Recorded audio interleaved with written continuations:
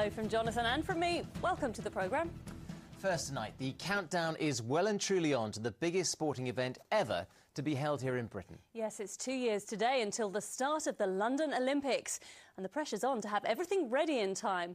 At the Olympic Village site in Stratford, building is well underway with work on the velodrome and the athletic stadium ahead of schedule.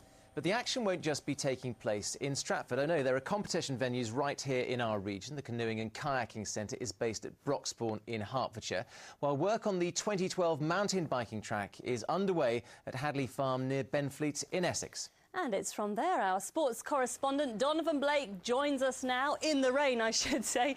Donny, just 2 years to go. Do you think everything's going to be ready? Well, there might be hold-ups along the way if this weather keeps it going, but hopefully they will be on time, as so the organisers say. As you say, the mountain bikings will be taking place. You probably can guess a glimpse of what the shape of things to come will be. That's the outline of the mountain biking track here at Hadley Farm. Around 44,000 spectators will probably watch over the 2 days of competition, but in 2 years' time, hopefully everything will be underway. From a distance, you can see acres of Essex parkland dotted with construction vehicles and orange tape. But already the proposed cross-country mountain biking site at Hadley Farm near Benfleet in Essex is taking shape.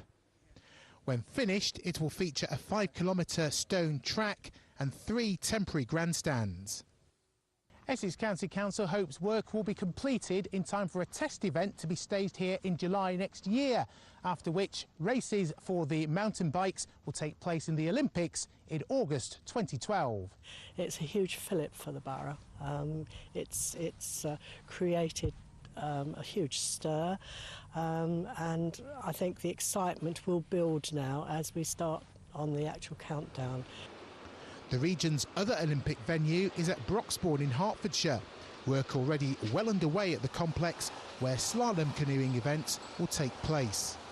Most of the focus will naturally centre on the Olympic Park at Stratford. Today, Olympic hero Sir Chris Hoy checked out the venue, where he hopes to win more gold medals. It's not just the athletes who are getting excited. More than 30,000 people say they want to volunteer at the Games. Local businesses are looking forward to 2012 too. It's estimated the London Games will benefit the East of England to the tune of £600 million. Try and get it straight this time. Dave Stringer knows a thing or two about competitive sport. He played for and managed Norwich City. But now he's supporting an Olympic hopeful from Great Yarmouth. His granddaughter, Sophie McKenna, is one of Britain's top shot putters for her age. She's trained by Jeff Capes and is off to the Youth Olympics in Singapore next month. But Sophie is already looking beyond that. In 2012, I'll be 17, so you never know. There's always possibilities, but it's 2 years of really hard work, and hopefully, that is the big question, 2012, but we'll have to see. The buzz about 2012 is felt just as strongly here at this stretch of river at Ely in Cambridgeshire. It's where 20-year-old Josh Tonner from Bury St Edmunds has been training for the last 2 years in the single sculls. He's part of Great Britain's development rowing squad. The last 2 years, when I started rowing, have just gone absolutely, they've just flown by. And looking back, I'm progressing well, and I've got to really make the most of these 2 years if I'm going to hit the Games and win a few medals for my country. But for some, the Olympics is about more than elite athletes winning gold. Paul Hall is a coach at the gymnastic club where medal hopefuls Lewis Smith and Daniel Keatings train. He'd love to see them on the winners' podium, but providing a facility for future generations is just as important. Being extremely well supported from Lottery, from Gymnastics England, from British Gymnastics, I think that's very, very nice. But the problem that we have sometimes is maintaining the legacy, making sure that our grassroots gymnasts are supported post-2012. I'm sure there'll be a great upsurge in interest, and my concern is to make sure that we've got a gym, we've got a facility to cope with that growing interest. Those thoughts are echoed by the people behind the facility here at Hadley Farm. Well, back here at Hadley Farm, and joined by the leader of, one of the Essex County Councillor, Stephen Castle. Sorry, the rain has completely put me off, but 2 years' time, will you be ready? Yes, I think we will. We're working very closely with our partners in Salvation Army and Castle Point Borough Council to get the course finished, and we need to do a lot of work this year. Normally this time of year the weather's fantastic, so it gives us an opportunity to work, and we've got to get it finished for the test event next year, and we need to do most of that work this summer, so I'm confident we will be. 2 words, funding, budget and legacy. First of all, the funding issue. Are you confident that there'll be money in place for the project to be completed? Yes, the funding for the course is in place, and I'm quite sure that we're going to complete the project in terms of delivering a fantastic Olympic venue. I think one of the key issues for me is making sure we've got enough funds to make the most of it afterwards in legacy. You know, part of the reason for this is obviously to have a fantastic event in 2012, but we also want a long-term legacy on the site for mountain biking. And how important is it to have that legacy for this part of the region? Well, I think it's really important for the sports point of view. There's 500,000 people who live within an hour or so cycle of this site, so a fantastic opportunity here, world-class mountain bike facility. But actually more important than that, you know, this is about showing a different face of South Essex from the one most people know. It's a constable landscape, it's beautiful, and it helps us to change people's perceptions, get tourists coming here to Southend and businesses investing here, and just really helping this engine of the region really get going after the recession. Okay, Stephen, thanks for joining us, and we wish you well, and hopefully the project will be up and running in full flow in August 2012. We hope so. Thanks, Johnny. God, wet there, wasn't it? They're going to have mountain biking and kayaking all in the same place by the looks of it. Now, it is one of the most congested roads in our region, and today MPs stepped up their campaign to get it dualled. The 9-mile single carriageway section of the A11 on the Norfolk-Suffolk border between Stratford and Barton Mills is notorious for accidents and congestion. Well, also under debate at Westminster today, the state of the roads around Cambridge. Now, in a minute, we're going to join Matthew Hudson in London. But first, here's Malcolm Robertson on the battle to improve our region's roads. When Neville Marriott began his transport business in 1964, it was with 1 lorry, and the nearby A11 was pretty quiet. Today, he has 60 lorries travelling up and down the road between Thetford and London, and the A11 itself is similarly busy, more than 25,000 vehicles a day. The only single carriageway section is the 9 miles between Thetford and Barton Mills.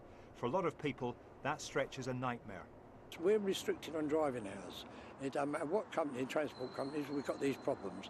So obviously, if we're held up an hour, we're late on our deliveries. We upset our customers, which are the most important things. Without customers, none of us have got a business. Many others have also pressed the case for a dual carriageway.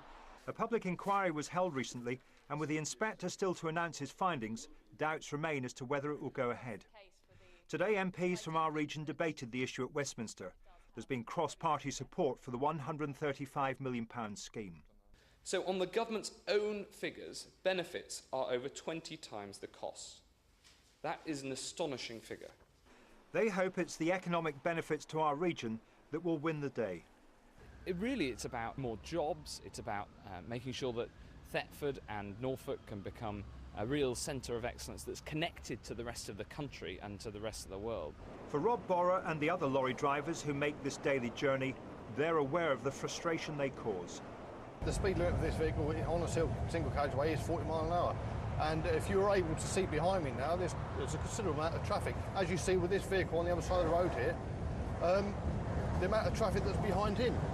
If this was dualled, the speed limit for this vehicle would then be 50 miles per hour, and the flow of traffic would be considerably better. Plus, we would be able to be overtaken safely. During the last stretch of the A11 was one of the major issues being discussed in Westminster today, but there was also another one which could also have far-reaching consequences for our region. That was looking at transport problems in and around Cambridge and at a £1.3 billion scheme to widen a section of the A14 between Cambridge and Huntingdon, which is currently on hold. With the Department of Transport budget likely to take a big hit in the government spending review, many major road schemes are under threat.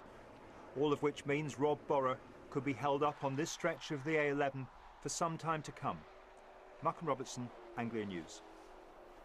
Right, let's head to our political correspondent Matthew Hudson in Westminster for us now. Matthew, what's the question everyone really wants to know the answer for? Simply, is it going to happen or not?